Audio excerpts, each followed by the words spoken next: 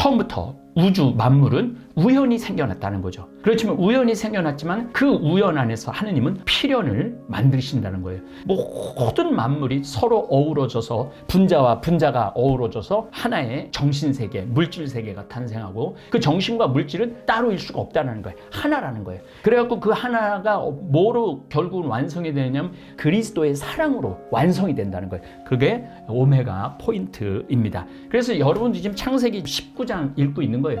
아주 미개한 영혼이 아주 미개한 상태, 아주 본능적인 상태, 이런 상태를 성서는 표현하고 있는 거죠. 그래서 여러분들이 조금 그런 입장에서 소돔과 고모라 얘기를 이해하면은 훨씬 성서를 가까이 하실 수 있을 겁니다. 우리 인생도 마찬가지라고 저는 생각을 해요. 하느님을 믿고 따르려면 과거에 연연해서는 안 됩니다. 과거의 죄 또한 잊어버려야 합니다. 우리는 자신의 죄를 회상하고 회개하고 그래야 된다는데 우리는 세례를 통해 나의 나약함을 용서받았어요. 예수님께서 나의 죄를 대신 짊어지셨어요. 그렇기 때문에 죄에 막 연연하고 그러지 말고 나의 죄를 대신 짊어진 예수님께 감사해야 돼. 인생 살면서 죄 안 짓는 사람은 없습니다. 중요한 사실은 그 죄책감에 사로잡혀 앞으로 나아가지 못하고 더 나은 삶을 위한 노력도 하지 않는 경우가 가장 불행한 거예요. 그야말로 소금 기둥이 되어 사는 사람들이 너무나 많습니다. 오히려 과거 욕정의 삶으로 돌아가고 싶은 미련으로 생명이 없는 소금 기둥이 된 사람들도 많습니다. 구약 성경은 일관성을 유지하기 시작을 합니다. 창세기 2장 7절을 보면 그때 주 하느님께서 흙의 먼지로 사람을 빚으시고 그 코에 숨을 불어넣으시니 사람이 생명체가 되었다. 이 말도 묵상할 것이 너무 많죠. 우리 제수요일 날 재 얹어갖고 사람아 먼지로 왔으니 먼지로 돌아가라. 사람아 흙으로 왔으니 흙으로 갈 것을 기억하여라. 이렇게 머리에 재를 얹으면서 하죠. 이게 바로 창세기 2장 7절에 나오는 말씀 때문에 그렇습니다. 우리는 사실은 먼지, 흙으로 빚어진 존재죠. 특별히 고대 메소포타미아 문명 안에서는 흙에서 모든 생명이 나오잖아요. 꽃도 나오고 나무도 나오고 거기 나무 위에 또 열매가 맺은 그 열매를 따먹기도 하고 그래서 생명이 흙에서 나온다라는 의식이 있었어요. 그래서 하느님이 흙을 이렇게 빚어갖고 사람을 만들어 놓고 코에 숨을 불어넣으니까 사람이 생명체가 됐다고 이렇게 표현을 하죠. 구약 성경은 그저 툭 튀어나온 이야기가 아니라 한 구절 한 구절 모두가 하느님의 이야기이고 예수 그리스도를 향해 나아가는 신비한 이야기요 구원의 역사임을 느끼고 깨달아야 합니다. 한 구절 한 구절 읽을 때마다 이런 신비가 들어있구나. 소돔과 고모라 이야기에서 아브라함은 하느님과 단판을 짓기도 합니다. 이미 인간은 하느님 구원 역사에 동반자 역할을 합니다. 아브라함이 소돔을 위해서 빌죠. 내가 소돔과 고모라를 전부 다 없앨 것이다. 그러니까 50명 의인이 있어도 그렇게 하겠습니까? 지금 요즘 고고학에서 소돔과 고모라 지역에 저도 소돔과 고모라를 갔다 왔는데 아주 아무것도 없는 광야에 광야. 그런데 요즘 발견을 했는데 그 도시가 완전히 잿더미가 된 도시를 발견을 했습니다. 그때 그 지배 구조, 정의 구조를 계산해서 인구수를 이렇게 계산해 보니까 한 3만에서 한 4만 명 정도 사는 도시라고 그럽니다. 그런데 그 3만에서 4만 명 정도 되는 도시에 의인 50명 있으면은 용서하지 않겠습니까? 이렇게 묻습니다. 근데 여기서 너무 재미난 글이 나옵니다. 이제 의인 50명, 45명, 30명, 20명, 10명. 그러니까 3만 명 사는 도시에 의인이 10명도 없었던 거죠. 그러니까 얼마나 타락한 도시였을까 우리가 상상을 할 수 있죠. 그런데 18장 27절에 아주 재미난 얘기가 나옵니다. 아브라함이 다시 말씀드렸다. 저는 비록 먼지와 재에 지나지 않는 몸이지만 주님께 감히 아뢰입니다. 제가 창세기 2장 7절에 나왔다고 그랬죠. 그때 주 하나님께서 흙의 먼지로 사람을 빚으시고 그 코에 숨을 불어 넣으시니 사람이 생명체가 되었다. 그런데 18장 27절을 보면 저는 비록 먼지와 재에 지나지 않는 몸이지만, 그러니까 구약성서 저자들은 이건 엘로힘계는 절대 아닙니다. 엘로힘계는 하나님을 보면 죽어요. 근데 이렇게 하나님과 대화하는 내용은 대개 야휘스트계, 굉장히 친숙한 그런 느낌을 하죠. 하느님하고 단판을 짓잖아요. 이미 하느님하고 인간은 이제 구원의 동반자의 모습으로 이렇게 우리가 볼 수 있죠. 그런데 그 10명 없으니까 이제 소돔과 고모라가 멸망을 하게 되죠. 실질적으로 지진이었다 아니면은 화산 폭발이었다 이런 의견들이 요즘도 아주 분명하지 않게 지진으로 폭삭 가라앉았을 것이다 아니면은 정말 성서 말씀대로 유황으로 완전히 불태웠을 것이다. 그런 얘기가 나옵니다. 이 소돔과 고모라는 보통 성당을 안 다녀도, 교회를 안 다녀도 이 세상에서 사는 사람은 소돔과 고모라가 아주 죄악의 도시라는 건 누구나 다 알고 있습니다. 저녁 때 두 천사가 소돔에 이르렀는데 그때 롯은 소돔 성문에 앉아 있었다. 롯이 그들을 보자 일어나 맞으면서 얼굴을 땅에 대고 엎드려 말하였다. 나리들 부디 제 집에 드시어 밤을 지내십시오. 소돔과 고모라 지역도 역시 네게부 강야 지역하고 붙어 있기 때문에 유목민이죠. 롯이 유목민입니다. 유목민의 특징은 뭐라고 그랬죠? 지나가는 손님을 귀하게 대접하는 겁니다. 그래서 이렇게 얘기를 하죠. 부디 제 집으로 드시어 밤을 지내십시오. 발도 씻고 쉬신 뒤에. 그러니까 이 유목민들한테 아주 중요한 일은 발 씻는 일입니다. 예수님이 마지막 최후의 만찬 때 제자들의 발을 씻어 준 것도 정말 광야에서 가장 더러운 정말 흙먼지 투성이이고 진흙 투성이인 그 발을 예수님께서 친히 허리에 수건을 두르시고 씻어줬다라는 것은 얼마나 예수님이 우리 인간을 극진하게 대접하고 사랑하신 건지 구약성서를 통해서도 우리가 비춰볼 수 있습니다. 내일 아침 일찍 일어나 길을 떠나십시오. 그러자 그들은 아니요, 광장에서 밤을 지내겠소 하고 대답하였다. 이 광장에서 밤을 지내는 거 유목민들은 대부분이 광장에다가 모닥불을 펴놓고 자다가 너무 추우면 또 나와서 불 쬐고 또 들어가서 자고 또 너무 추우면 나와서 불 쬐고 그렇게 합니다. 요즘 전 넷플릭스를 많이 보는데 넷플릭스의 바이킹스라든지 그런 드라마들을 보면은 하여튼 불을 이렇게 쫙 펴놓고 사람들이 그리 다 모이죠. 난방이 없으니까. 그래서 아니요, 광장에서 밤을 지내겠소 하고 대답하였다. 그러나 롯이 간절히 권하자 그들은 롯의 집에 들기로 하고 그의 집으로 들어갔다. 롯이 그들에게 큰 상을 차리고 누룩 안 든 빵을 구워주자 그들이 먹었다. 누룩 부풀 때까지는 너무 시간이 오래 걸리니까 그들이 아직 잠자리에 들기 전이었다. 성읍 사내들 곧 소돔의 사내들이 젊은이부터 늙은이까지 온통 사방에서 몰려와 그 집을 에워쌌다. 그러고서는 롯을 불러 말하였다. 오늘 밤 당신 집에 온 사람들 어디 있어? 우리한테로 데리고 나오시오. 우리가 그 자들과 재미 좀 봐야겠어. 이게 이제 신약성서에서 유다서에서는 동성애로 표현을 합니다. 그런데 여기 약간 좀 해석에 어려운 면이 있습니다. 우상숭배가 만연했던 이 시대에는 재미를 봐야 되겠다는 것이 꼭 동성애만을 의미하는 것은 아닙니다. 그런데 문제는 이 성서 자체가 어떤 동성애를 내포하고 있습니다. 그래서 우리가 동성애에 대해서 아니 성서에 무슨 이런 구절이 나와. 성서는 다 거룩하고 아름답고 신비한 이야기만 있어야 되는데 우리가 그자들과 재미 좀 봐야겠어. 이런 말이 나오는 게 처음 성서를 접하는 분들은 아 이거 성서가 이상하다라고 생각할 수 있지만은 구약 고대 근동 메소포타미아 문명, 이집트 문명, 인더스 문명, 또 유목 문명 이게 천천히 발전을 하는 거예요. 영적으로 천천히 발전을 해갖고 정말 이제는 아름다운 게 뭐냐. 제가 토요 특강에 떼야르드 샤르댕 신부님 얘기를 해놨습니다. 떼야르드 샤르댕 신부님이 하시는 말씀이 그거예요. 처음부터 우주 만물은 우연히 생겨났다는 거죠. 그렇지만 우연히 생겨났지만 그 우연 안에서 하느님은 필연을 만드신다는 거예요.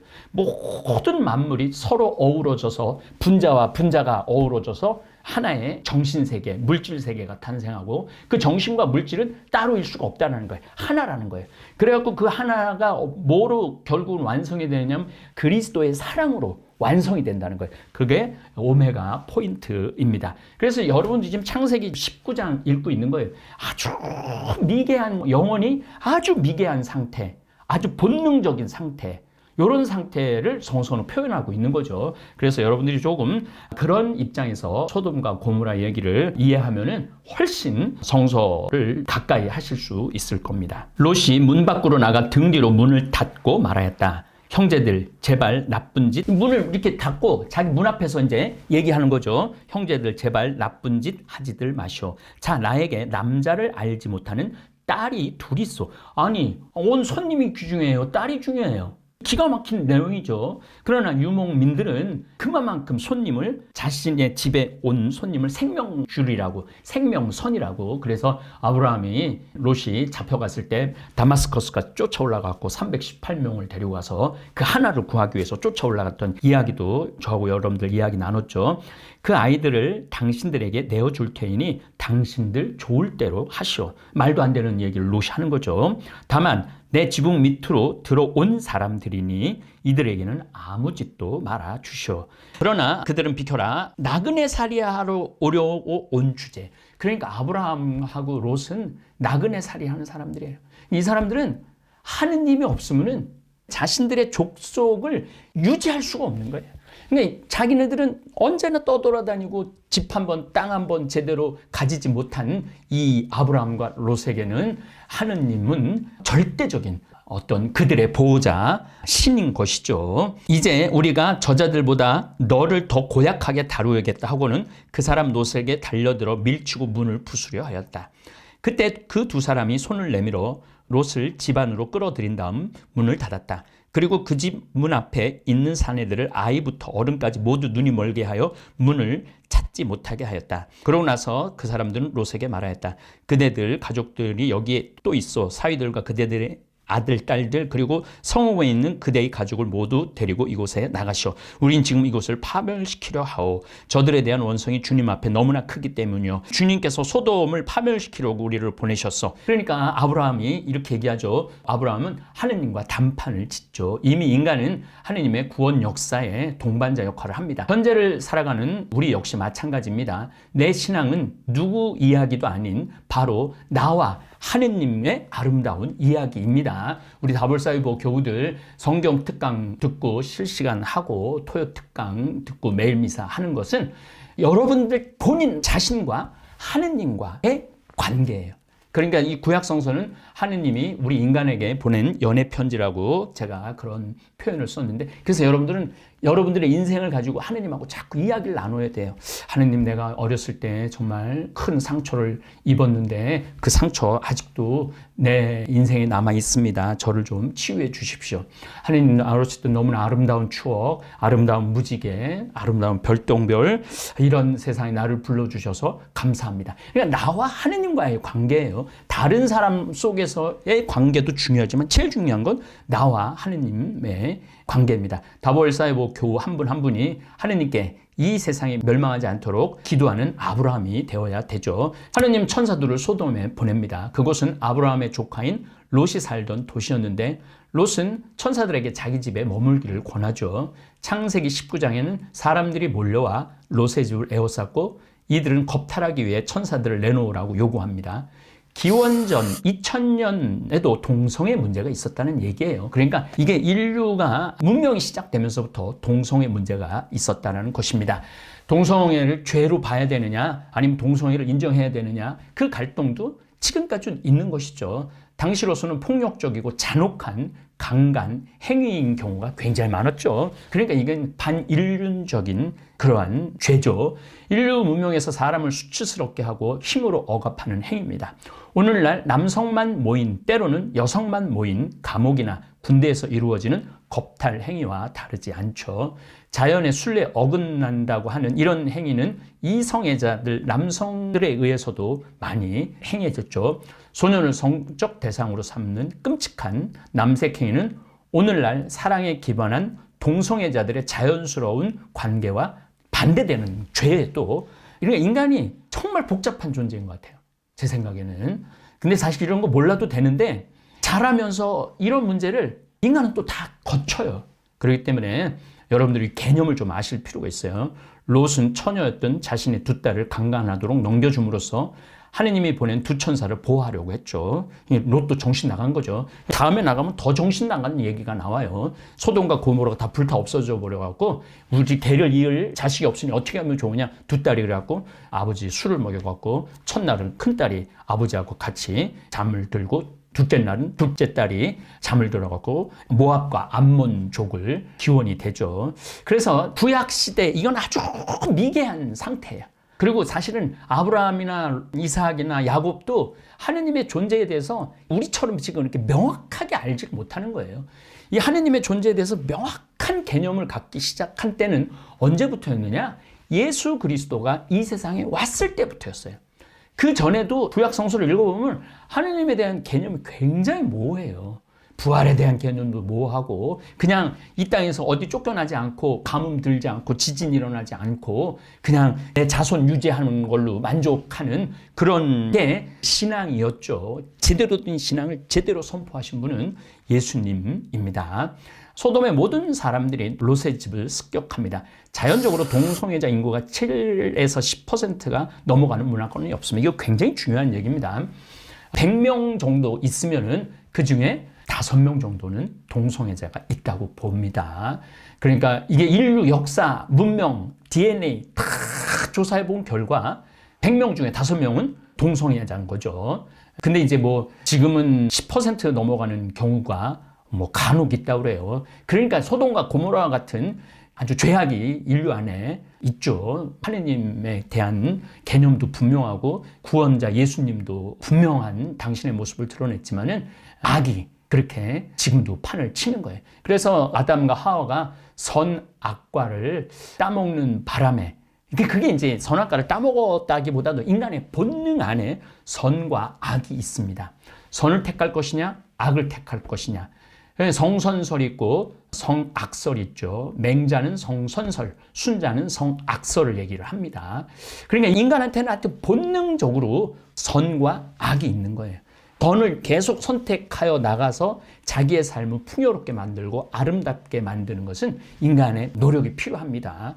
소돔과 고모라, 도시와 죄악이라는 말씀을 드리고 싶어요. 사람들이 좁은 공간에 많이 모여 살면 필연적으로 계급이 생겨나고 제약이 들끓게 되어 있습니다. 그 대표적인 예가 소돔과 고모라입니다. 요즘 고고학적 자료들이 많이 나오는데 10,000명에서 20,000명 정도, 많게는 뭐 한 30,000명 정도라면 그 시대에 어마어마하게 모여 사는 거죠. 아브라함 시대에. 지금 뉴욕, 파리, 런던, 서울 같은 것이죠. 우리 평창 같은 경우는 한 45,000명 정도 돼요. 평창 전체. 어마어마하게 땅이 전국에서 세 번째로 큰 군입니다. 땅으로. 대관령까지도 다 우리 평창이니까요. 여기 제가 이렇게 살면서 아주 재미난 거는 여긴 거의 도둑이라는 개념이 없는 것 같아요. 그래서 내가 자주 다니는 가게 한번 갔는데 주인이 없더라고요. 그래서 제가 일 보고 거기다 돈 올려놓고 왔어요. 다음에 한번 만났는데 서울에서 내려온 분이더라고요.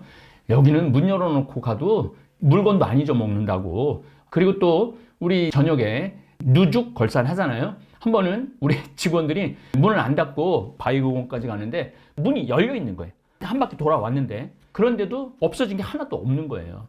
그래서 도시에서 사느냐 시골에서 사느냐에 따라서 영혼의 상태도 결정이 되는 것이죠. 소돔과 고모라는 도시였던 것이죠. 그래서 정말 하느님의 벌을 받은 겁니다. 아브라함과 계약을 맺으신 하느님은 아브라함의 조카 롯도 보살펴 주십니다. 유목 생활을 하던 아브라함과 달리 롯은 도시 생활을 해요. 원래는 목동이었는데 소돔이라는 도시에 가서 생활을 하죠. 아브라함은 천막에서, 다시 말해 광야에서 천사들 대접을 극진하게 합니다. 창세기 18장 6절부터 8절. 아브라함은 급히 천막으로 들어가 사라에게 말하였다. 빨리 고운 밀가루 3스아를 가져다 반죽하여 빵을 구우시오. 그러고서 아브라함이 솥대가 있는 데로 달려가 살이 부드럽고 좋은 송아지 한 마리를 끌어다가 하인에게 주니 그가 그것을 서둘러 잡아 요리하였다. 아브라함은 엉긴 젖과 우유와 요리한 송아지 고기를 가져다 그들 앞에 차려놓았다. 그들이 먹는 동안 그는 나무 아래 서서 그들을 시중 들었다. 그렇게 나오죠. 극진하게 해요. 롯 역시 천사들을 대접하지만 도시에서 할 수 있는 대접을 합니다. 큰 상을 차리기는 하지만 누룩 안 든 맛없는 빵을 대접하죠. 또 상수리 나무 아래, 다시 말해서 자연에서 천사를 대접한 아브라함과 달리 도시에서 살고 있던 롯은 성욕으로 타락한 도시에서 천사들을 보호합니다. 그러니까 그냥 분위기가 너무 다른 거죠. 아브라함은 너무 아름다운 데서 귀한 대접을 했는데 롯에게도 천사가 찾아왔는데 도시 사람들이 재미 좀 보자고 내놓으라고 그러니까 분위기가 다른 거죠. 대한민국 부모님들도 내가 어디에서 살 것인가를 신중하게 결정해야 합니다. 물론 이제 우리 다볼사이버 교우들 서울에서도 살고 광주, 포항, 부산 하여튼 다 이렇게 살지만은 사실은 사는 장소를 결정하는 거 굉장히 중요합니다. 제가 환경운동 하면서 내가 이제 산에 들어가서 살아야 되겠다. 자연 안에 들어가서 살아야 되겠다. 그렇게 결심하고 여기 들어온 지가 벌써 17년째예요.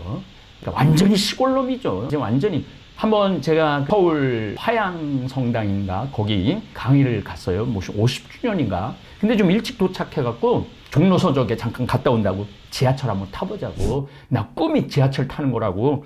지하철 탔다가 제가 바로 내렸어요. 다음 역에서 하도 많은 사람들이 저를 알아보고 만져보고 그래갖고 야 이거 안 되겠다. 그래갖고 내린 적이 있어요. 그러고는 지하철을 지금까지도 타본 적이 버스도 타본 적도 없고 지하철도 타본 적이 없고 완전 시골놈이죠. 그래서 서울에 사실은 지금은 거의 못 가지만은 가끔 가면은 정신이 하나도 없어요. 강의 갈 때나 일 보고 서울에서 이제 우리 집에 이렇게 들어오면은 제일 좋은 건 빵빵 소리가 안 나요. 천천히 가든 빨리 가든 그냥 차도 없고 신림이라는 곳에서 나와갖고 우리 평창까지 한 40km 정도 되는데 어떨 때는 밤에 이제 강의 끝나고 들어오면 한 대, 두 대 정도 볼 정도로 여기 완전히 시골이죠. 하느님은 롯을 살리기 위해 초아르로 이끄실죠. 작다라는 뜻이에요. 작다라는. 소돔 고모라 요 위에 있고 초아르는 좀 아래에 있어요. 저는 결정했어요. 어디서 살 것인가? 평창, 문경, 아프리카, 잠비아, 카사리아. 그리고 또 한 곳 명당 자리가 있는데 일단은 비밀입니다. 그래서 여러분들한테 나중에 제가 또 한 곳 여러분들한테 소개할 수 있는 좋은 시간이 됐으면 좋겠어요. 도시에서 살 생각은 없습니다. 평창 생활 너무너무 행복합니다. 롯이 동네를 잘못 골랐던 거죠. 소돔 도시에는 죄악이 만연했죠. 물질도 풍부했고 온갖 즐길 거리가 가득 찼을 겁니다. 동성애가 판을 쳤으니 성욕도 마음껏 즐길 수 있는 도시였다고 봅니다. 롯의 아내는 구원의 길에서 욕정이 가득 찬 소돔의 미련을 떨쳐버리지 못했습니다. 한 번만 그 욕정의 도시를 보고 싶었던 것이죠. 풍요의 도시를 보고 싶었던 것이죠. 결국 앞으로 나아가지 못하고 과거에 연연했던 롯의 아내는 소금 기둥이 되고 맙니다. 제가 소돔에 가보니까 진짜 이 소금 기둥이 있더라고요. 말로 그렇게 하는 거죠. 그런데 실제적으로 사해바다는 소금 기둥이 굉장히 많아요. 사해바다 그 근처에는 정말 여자 같은 소금 기둥이 있더라고요. 하여튼 성서 제가 강의를 하면서 내가 정말 이스라엘 한 10번 갔다 온 거 정말 잘했다. 그런 생각을 합니다. 우리 인생도 마찬가지라고 저는 생각을 해요. 하느님을 믿고 따르려면 과거에 연연해서는 안 됩니다. 과거의 죄 또한 잊어버려야 합니다. 우리는 자신의 죄를 회상하고 회개하고 그래야 된다는데 우리는 세례를 통해 나의 나약함을 용서받았어요. 예수님께서 나의 죄를 대신 짊어지셨어요. 그렇기 때문에 죄에 막 연연하고 그러지 말고 나의 죄를 대신 짊어진 예수님께 감사해야 돼. 인간의 나약함을 아신 예수님, 인간의 불완전함을 아신 예수님께서는 용서와 이해라는 자유를 우리한테 허락하셨어요. 이 세상에 용서와 이해가 없는 세상이라면 얼마나 빡빡하겠어요. 요즘 한 번 잘못하면 영원히 일어설 수 없는 그런 분위기가 너무나 많습니다. 물론 잘못하면 책임을 져야죠. 근데 우리는 책임을 추궁하고 그 책임을 묻고 그 사람이 죽음까지 가도 이해, 용서 이거를 하지 않아요. 간혹 그렇게 죽어간 사람들을 편을 들으면 난리도 아니죠. 우리는 용서와 이해가 없는 세상에서는 너무 각박한 거죠. 인생 살면서 죄 안 짓는 사람은 없습니다. 중요한 사실은 그 죄책감에 사로잡혀 앞으로 나아가지 못하고 더 나은 삶을 위한 노력도 하지 않는 경우가 가장 불행한 거예요. 그야말로 소금 기둥이 되어 사는 사람들이 너무나 많습니다. 오히려 과거 욕정의 삶으로 돌아가고 싶은 미련으로 생명이 없는 소금 기둥이 된 사람들도 많습니다. 만약에 제가 지난 과거에 지은 죄에 연연해갖고 매일 고개 쳐박고 그러고 살아간다면 얼마나 불쌍하겠어요. 그런데 용기를 내는 거죠. 주님, 나 나약해요. 정말 부족한 인간이에요. 그렇지만 오늘보다 나은 내일을 위해서 저 용서해 주시고 저도 노력할게요. 그러면서 끊임없이 하느님한테 한 걸음 한 걸음 앞으로 나아가려고 그러고, 제가 이제 10살, 20, 30, 40, 50 지난 과거를 돌아보면 정말 내다버리고 싶은 내 순간들도 너무나 많았어요. 그런데 내가 거기에 막 몰입해갖고 그냥 뭐 강의도 안 하고 맨날 술 취해갖고 있고 그냥 아무것도 안 한다. 다벌 사이버 성당도 안 하고 나는 죄인이니까 난 아무것도 안 할 거야. 나는 그냥 이렇게 죽을 거야. 예수님이 원하는 게 그게 아닙니다. 내가 얼마나 과거에 정말 나쁜 짓을 저질렀다 하더라도 예수님 우리한테 용기를 주시는 거죠. 그래서 너희들이 정말로 용서받지 못할 죄는 성령을 거역하는 거다. 이렇게 예수님 말씀하시잖아요. 근데 그게 무슨 얘기냐면은 회개를 딱 하고 내가 진짜 회개를 하고 하나님께 용서해 주셨다. 그걸 믿고 열심히 살아가는. 그래서 제가 이제 가끔 고해성사를 이렇게 본당 신부 때 주문은 과거의 그 아픔 때문에, 과거의 고통 때문에 웃지를 않고 사는 거예요. 그러니까 삶에 기쁨이 하나도 없는 거죠. 그것도 5년 전, 10년 전, 20년 전 사건에 물론 가슴 아프고 되돌리고 싶은 순간 많죠. 저나 여러분이 아마 거의 같을 거예요. 내가 그때 좀만 더 절제를 했다면, 그때 내가 정말 겸손했다면은 하여튼 저도 막 지워버리고 싶은 인생이 너무나 많아요. 제 인생 안에도. 그러나 예수님이 왜 십자가를 지셨겠어요? 나의 죄를 대신 짊어지고 너희들이 더 열심히 살고 하느님 완전하신 것 같이 너희도 완전하게 되라고 마태복음에서 예수님이 말씀을 하잖아요. 그러니까 쓰러져도 또 일어나고, 쓰러져도 또 일어나고, 쓰러져도 또 일어나고, 그러면서 자꾸 하느님께로 다가가는 것이 바로 신앙입니다. 이해할 수 없는 롯의 두 딸, 종족 보존은 인간의 본능입니다. 나는 뭐 자식이 없지만은 내 조카들을 이렇게 보고 있으면은요, 왜 그냥 행복해요. 그리고 막 사랑스럽고, 정말 내 표현을 다 못해서 그렇지 너무너무 예쁘고 사랑스러워, 조카들이. 그러니 부모들은 얼마나 더 하겠어요. 이제 내가 떠나도 이 자식이 또 생명을 이어가겠다.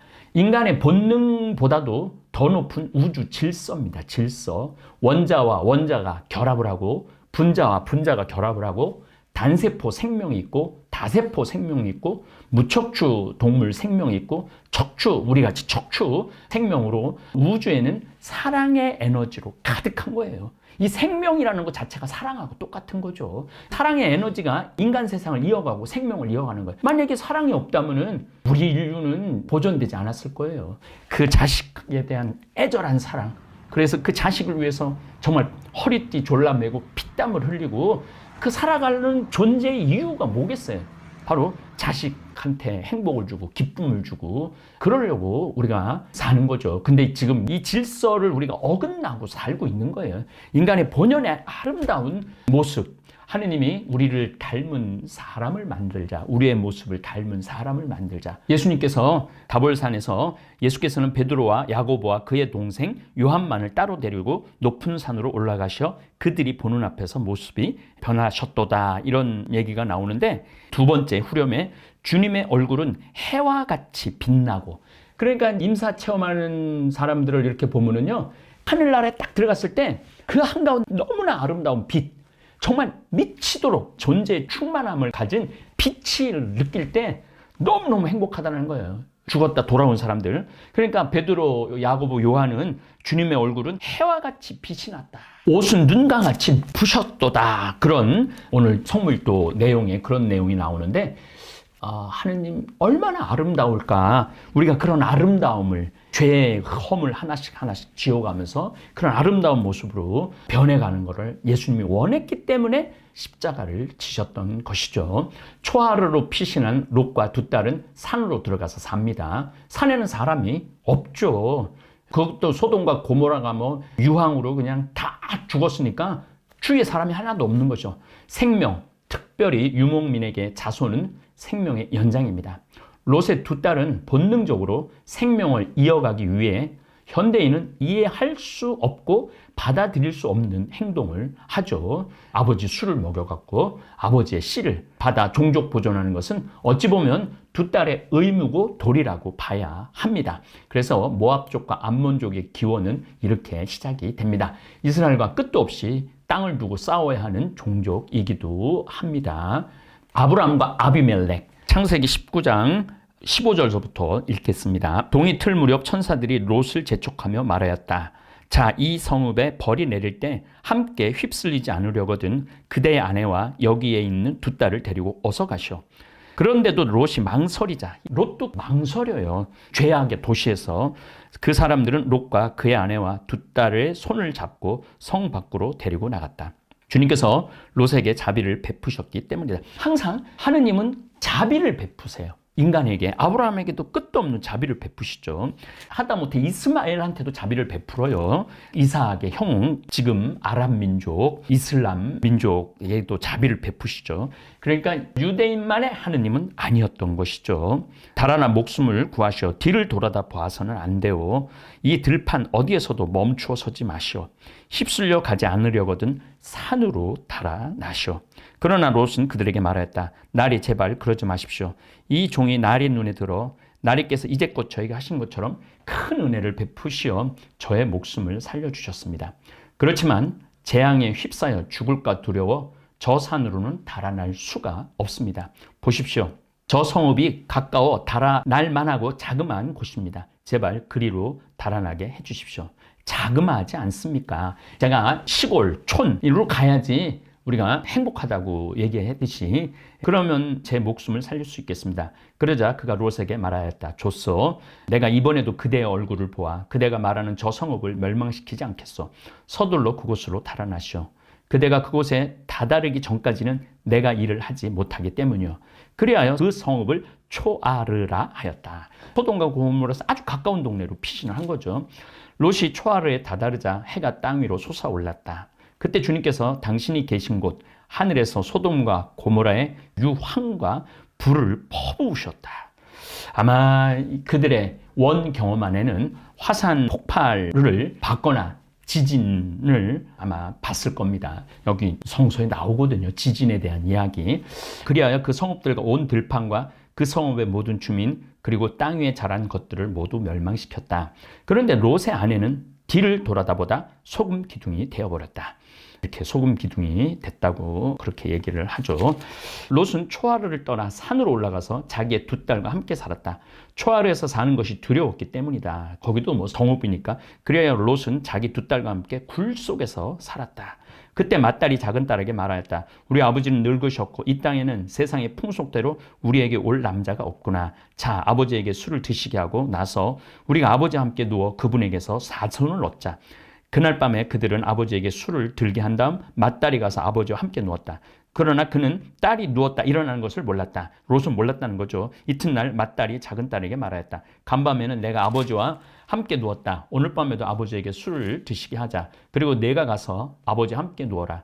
그렇게 해서 그분에게서 자손을 얻자. 유목민들은 남편이 없거나 남편이 죽거나 남자 자식이 없다면 홀로 된 여인은 죽은 거하고 똑같은 거예요. 아버지가 죽으면 이 두 딸도 죽는 거하고 똑같은 겁니다. 그래서 그날 밤에도 그들은 아버지에게 술을 들게 한 다음 이번엔 작은 딸이 일어나서 아버지와 함께 누웠다. 그는 딸이 누웠다 일어나는 것을 몰랐다. 그렇게 해서 롯의 두 딸이 아버지의 아이를 가지게 되었다. 맏딸은 아들을 낳고 그 이름을 모압이라 하였으니 그는 오늘날까지 이어오는 모압종의 조상이다. 작은 딸도 아들을 낳고 그 이름을 벤암미라고 하였으니 그는 오늘날까지 이어오는 암몬인의 조상이다. 이걸 가지고 뭐 사람들이 그냥 어떻게 이럴 수가 있느냐고 그러지만은 그때 그 시대로 돌아가면은 이게 충분히 이 성서가 이해될 수 있는 내용입니다. 데자뷰. 아브라함과 아비멜렉 하면 데자뷰가 자꾸 생각이 나요. 언젠가 와본 듯한 장소나 이미 나눈 적이 있었던 같은 대화. 분명 최초의 경험임에도 불구하고 특정 상황이 재현되는 느낌을 우리말로는 기시감이라고 그러고 데자뷰라고 합니다. 과거의 경험이 반복되는 느낌. 이거 옛날에 내가 이렇게 했던 건데 그런 느낌 여러분들도 있죠. 성경에는 엄청난 데자뷰 현상이 일어납니다. 창조도 2번. 창세기 12장 아브라함이 가뭄이 들었을 때 이집트로 피신 간 사건. 그래갖고 사라를 여동생이라고 그러죠. 근데 왕이 데리고 갔죠. 그 다음에 또 카데스와 수르로 떠돌이 생활을 한 이야기에서 같은 듯 다른 이야기가 전개됩니다. 사라를 이집트에서도 여동생, 아비멜렉에게도 여동생이라고 속이는 내용은 데자뷰 느낌의 이야기입니다. 성경은 이스라엘 민족들 사이에서 벌어진 끝도 없는 이야기를 모아 놓은 거룩한 책인 거죠. 그래서 이 이야기, 저 이야기 막 다 모아 놓으니까 이게 반복되는 내용들이 굉장히 많은 거죠. 그래서 그 흐름을 우리가 공부해 나간다는 건 아주 중요한 겁니다. 고대 근동 유목민족에서 근친호는 너무나 자연스러운 일입니다. 아브라함은 그곳을 떠나 네겝 땅으로 옮겨가서, 네겝은 사막입니다. 사막. 카데스와 수루 사이에 자리를 잡았다. 그라르에서 나그네 살이하게 되었을 때 아브라함은 끝도 없는 나그네 살이를 하는 거예요. 나그네 살이를 하기 때문에 하느님이 없다면, 자기가 모시는 신이 정말로 이름도 알지 못하는 그 하느님이 없다면 아브라함은 아무것도 아닌 거죠. 떠돌이 나그네 살이하게 되었을 때 아브라함은 자기 아내 사라를 자기 누이라고 말하였다. 그러자 그라르 임금 아비멜렉이 사람을 보내어 사라를 데려갔다. 예쁘니까. 그리고 그라르라는 게 임금을 칭할 정도로 큰 땅이 아니에요. 조그만 동네인데도 이 사람들은 다 왕이고 임금이야 다. 그날 밤 꿈에 하느님께서 아비멜렉에 나타나 말씀하셨다. 내가 데려온 여자 때문에 너는 죽을 것이다. 그 여자는 임자가 있는 몸이다. 아비멜렉은 아직 그 여자를 가까이 하지 않았으므로 이렇게 아뢰었다. 주님, 당신께서는 죄 없는 백성도 죽이십니까? 아브라함 자신이 저에게 이 여자는 제 누이입니다 하였고 그 여자 또한 스스로 그는 제 오라비입니다 하지 않았습니까? 그러니까 자기는 죄가 없다 이거죠. 사실은 그 시대의 왕이면 예쁜 여자들은 뭐 무조건 취할 수 있는 그런 문화였던 거죠. 저는 흠없는 마음과 결백한 손으로 이 일을 하였습니다. 그러자 하나님께서 꿈에서 다시 그에게 말씀하셨다. 나도 내가 흠없는 마음으로 이 일을 한 줄 안다. 내가 나에게 죄를 짓지 않도록 막아준 이가 바로 나다. 내가 그 여자를 건드리는 것을 내가 허락하지 않았다. 이제 그 사람의 아내를 돌려보내라. 그 사람은 예언자라는 말이 조금 나오죠. 예언자라는 말이 나와요. 그가 너를 위하여 기도하면 너는 살 것이다. 그러나 내가 만일 돌려보내지 않으면 너와 너에게 딸린 자들이 모두 반드시 죽으리라는 것을 알아두어라. 성서라는 게 거룩할 성자도 성서라고 했지만 우리 말하는 성, 영어로 말하면 섹스라는 이게 인간의 기본이에요. 기본. 본능이고 이거를 잘 쓰면은 너무나 아름다운 삶이 되고 잘못 쓰면 죄악의 삶이 되는 것이죠. 아비멜렉은 아침 일찍 일어나 자기 종들을 모두 불러 모으고서 그들에게 이 일을 낱낱이 들려주었다. 그러자 그 사람들은 크게 두려워하였다. 아비멜렉은 아브라함을 불러 그에게 말하였다. 그대는 어째서 이런 짓을 하였소? 내가 그대에게 무슨 죄를 지었기에 그대는 나와 내 왕국에 이렇게 큰 죄를 끌어들였소? 그대는 해서는 안 될 일을 나에게 저질렀소. 아비멜렉이 아브라함에게 다시 물었다. 그대는 도대체 어쩌자고 이런 일을 저질렀소? 아브라함이 대답하였다. 이곳에는 하느님에 대한 경외심이라고는 도무지 없어서 사람들이 내 아내 때문에 나를 죽일 것이다 하고 내가 생각하였기 때문입니다. 아주 중요한 얘기가 나와요. 더구나 그 여자는 정말 나의 누이입니다. 아버지는 같고 어머니가 달라서 내 아내가 되었습니다. 그러니까 기원전 4,000년 전 지금 이야기를 들은 거, 예수님 탄생하기 전 2,000년 전 얘기를 하는데 그때는 근친혼이 너무나 자연스러웠다는 것이죠. 예수님께서 오셔서 한 남자와 한 여자의 결합만 결혼으로 인정하시죠. 사실 예수님께서 이 세상에 오셔서 잡아놓은 질서는 유대인에게나 인류에게 엄청난 변화를 갖고 온 거죠. 그때는 뭐 첩을 둘 수도 있었고 여자 둘 셋을 다 데리고 살고 그랬잖아요. 아브라함도 세 아내를 데리고 살았으니까. 근데 예수님이 딱 오셔갖고 아주 분명하게 말씀해요. 한 남자와 한 여자만의 결혼을 인정한다. 그러니까 하나하나 성경 공부를 통해서 아마 이런 질서, 여자에게 자유를 주고 모든 민족에게, 그 다음에 직업의 귀천을 없애고 모두가 하늘나라에 초대받았다라는 이 이야기, 구약성서를 읽어가면서 신약성서를 이렇게 읽으면요 정말로 배워나가는 재미가 쏠쏠하실 거예요. 제가 하나하나 이렇게 여러분들한테 열어서 그 신비를 아주 맛깔나게 드실 수 있도록 준비하도록 하겠습니다. 감사합니다. 소돔과 고모라 이야기는 단순히 오래전 멸망한 도시 이야기가 아니라 오늘을 살아가는 우리 자신의 이야기일지도 모릅니다. 사람은 누구나 과거를 붙잡고 살아갑니다. 그때 왜 그런 선택을 했을까? 조금만 참을 걸. 조금만 더 사랑할 걸. 조금만 더 따뜻하게 말할 걸. 우리 마음속에는 지워지지 않는 후회들이 하나씩 남아 있습니다. 그리고 또 한편으로는 미래가 두렵습니다. 앞으로 나는 어떻게 살아갈까? 내 인생은 괜찮은 걸까? 나는 정말 행복하게 살 수 있을까? 과거에 대한 후회와 미래에 대한 불안 사이에서 우리는 자꾸 뒤를 돌아보며 살아갑니다. 성경은 뒤돌아보지 마라 라는 아주 짧지만 강렬한 장면 하나를 보여줍니다.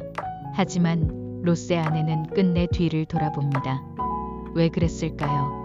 아마 그 화려했던 도시를 잊지 못했기 때문일 겁니다. 욕망도 있었고 미련도 있었고 익숙했던 삶도 있었을 겁니다. 결국 그녀는 앞으로 걸어가지 못했습니다. 성경은 그것을 소금 기둥이 되었다라고 표현합니다. 우리도 살아가면서 종종 소금 기둥처럼 멈춰버릴 때가 있습니다. 10년 전 상처에서 멈춘 사람, 지나간 실패 속에서 멈춘 사람, 용서하지 못한 기억 속에 갇혀 있는 사람. 몸은 오늘을 살아가는데 마음은 아직도 과거에 머물러 있는 것입니다. 그러나 하느님은 계속 앞으로 가라고 말씀하십니다. 넘어져도 다시 일어나고 울면서라도 다시 걸어가라고 말씀하십니다. 신앙은 완벽한 사람이 되는 것이 아닙니다. 과거가 없는 사람이 되는 것도 아닙니다. 상처가 있어도 눈물이 있어도 다시 하느님 쪽으로 걸어가는 것입니다. 예수님께서는 우리의 과거를 붙잡으러 오신 분이 아니라 우리의 미래를 열어주시기 위해 오신 분입니다. 그러니 너무 오래 뒤를 돌아보며 살지 마세요. 이미 지나간 시간보다 아직 우리에게 남아있는 시간이 더 소중합니다. 오늘도 하느님은 우리에게 말씀하십니다. 두려워하지 마라. 앞으로 걸어가라. 여러분의 인생은 아직 끝나지 않았습니다. 감사합니다. 하늘에 계신 우리 아버지, 아버지의 이름이 거룩히 빛나시며 아버지의 나라가 오시며 아버지의 뜻이 하늘에서와 같이 땅에서도 이루어지소서.